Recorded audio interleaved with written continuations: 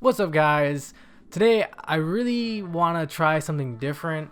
I really want to make my videos like pretty different from one another. I don't want to make all the same type of videos. Although I'll keep making analysis videos, and I have a new one coming out very soon. But today I want to make more of an off-script type video, kind of just going off. Nothing is written down. I don't have any bullet points. I just kind of want to talk, kind of like a podcast, but very shorter, much shorter than a podcast. So if you can't tell the video title, I really want to discuss why I think Dark Souls 2 should have been an original game, original IP, I mean, because I really think that a lot of people overlook Dark Souls 2, and I think a main reason is because it's the sequel to Dark Souls. So think of it if it was more like a Bloodborne, and like its own game and not a sequel. That's kind of what I'm talking about. Because personally, I think Dark Souls 2 is a great game, and a lot of people don't really like it. And I understand a lot of the argument, but I definitely feel like it would have greatly benefited from being its own IP. So yeah, I know a lot of things changed from Dark Souls 1, like the level design and the enemy placement. So things like shortcuts and how the world kind of combined in Dark Souls 1, it's not really in Dark Souls 2.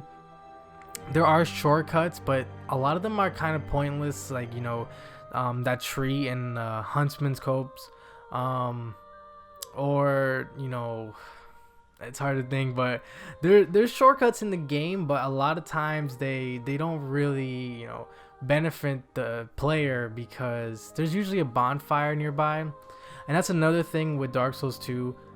There's a lot of bonfires in this game, and I don't think that's a problem per se. It's just a lot of them are put very close together, and that kind of diminishes the, I guess, danger of going out and fighting an enemy.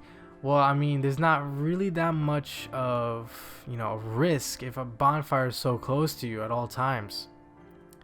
But the thing is, I think people only really think that way because Dark Souls 2 is a sequel to Dark Souls 1.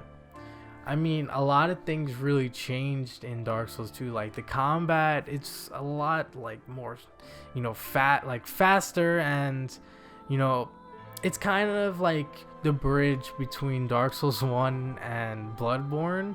Because Dark Souls 1 was pretty kind of clunky, but like it was its nature to be clunky. Dark Souls 2 really sped it up, and even like the attributes and the stats, like they kind of just made it a lot easier to like fast roll while having heavy armor, which in Dark Souls 1 that's not really possible unless you're like level 200. Or if you put all your stats in strength or endurance. But in Dark Souls 2, it's pretty possible to do that on your first playthrough, which is why I think that Dark Souls 2 really wanted to make a faster combat style approach. But I think that they were probably a little bit too scared to go all the way through with it because it was a sequel to Dark Souls. So that's another reason why the game could have definitely benefited from being its own IP. Not just from the reception of the community, but even in the developers' minds, because Dark Souls 2 wasn't made by the same developer as Dark Souls 1 and Demon Souls, and Bloodborne 3 after, which was Miyazaki. It was made by someone else. Insert his name there. But I think that they did a great job, and a lot of people don't like the game, and I just don't understand why. I do understand why, but I just think that people really only dislike it because of that reason. Personally, I think of it a lot as Fallout 4, because Fallout 4 was a great game. It's just it changed so much about Fallout because it got rid of the karma. It got rid of a lot of the RPG elements, this is not a Fallout video, but if that game was its own IP, it would have received like way better reception than it currently has. But yeah, more about Dark Souls 2. Things that I noticed was the DLC that was added, like the Crown of the Sunken King, the Crown of the Ivory King, and the Crown of the Iron King. You notice a lot more similarities in those DLCs and Dark Souls 1 than you do in the main game. I think perhaps the people who made Dark Souls 2 saw the reception and they really wanted to, you know, shift the way the game was played with the DLCs, and you can really notice it because the DLCs, they have such a different feel than the main game. In fact, it feels almost like its own game than the main Dark Souls 2 base game. It really does, and it's kind of hard to explain why that is. I think it might be because of the level design. The Iron King is really vertical level design. In fact, the whole DLC is pretty much vertical level design, and a lot of it seems, you know, to take more from Dark Souls 1's level design, for better or for worse. Maybe the Ivory King one, the Snow one, is more like Dark Souls 2's base game, mostly because you kind of like, you know, just go through it, and there's not really that you know, that familiarity of Dark Souls 1. In fact, I think Ivory King actually takes a lot of risk, especially the final boss of the DLC, how it's more of a cinematic approach to a boss than really like a difficult approach. And I just think that you could definitely see in the DLC how they really tried to change the base game, when I feel like they should have perhaps, you know, tried to improve the base game rather than change it, because Dark Souls 2 really had something going for it, and it was really different. All the bosses in Dark Souls 2 were completely different from Dark Souls 1. For better or for worse, it's up to you, but there's no denying that they were not different. I mean, look at the Looking Glass Knight. He had a completely new mechanic where he summoned NPCs to help him, and if you played online, they weren't NPCs, they were actually real players.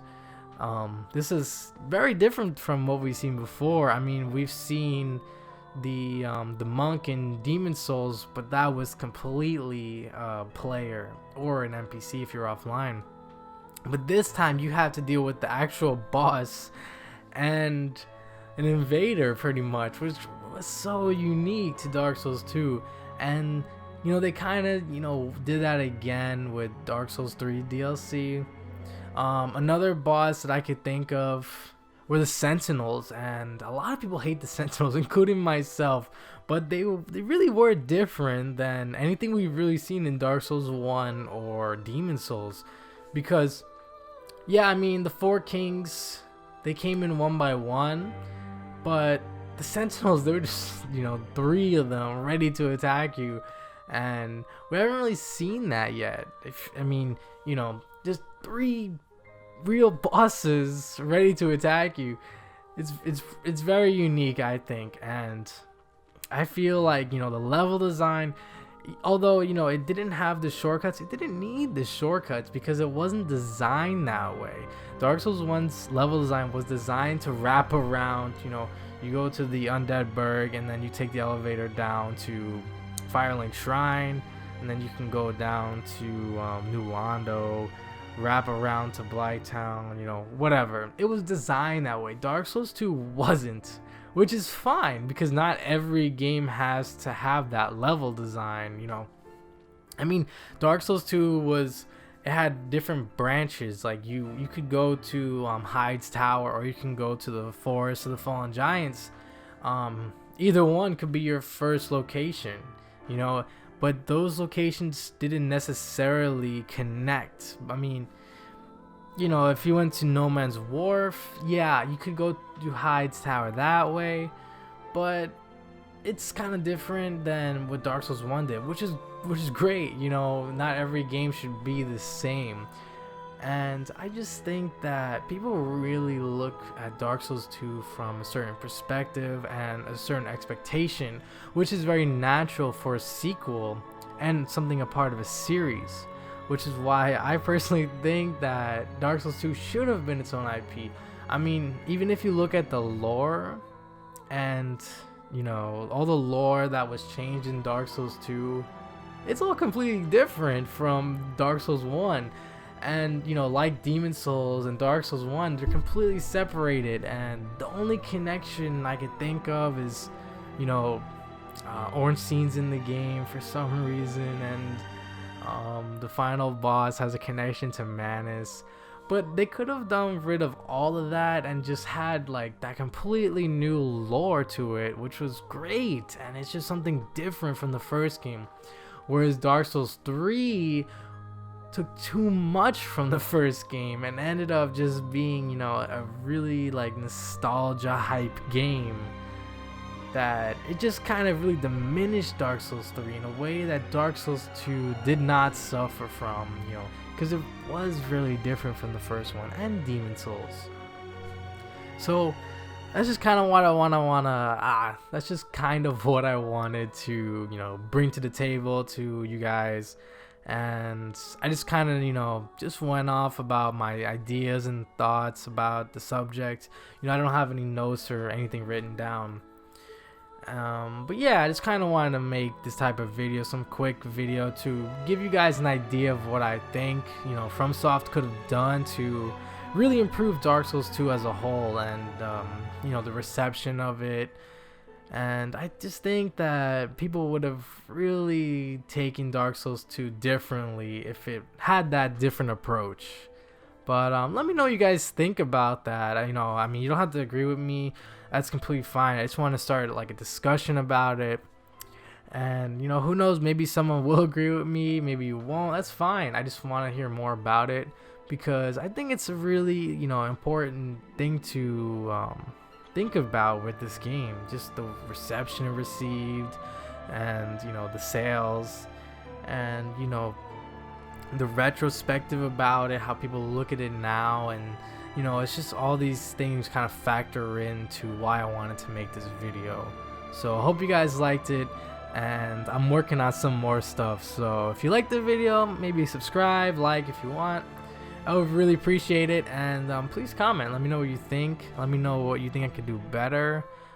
Yeah, so thanks guys.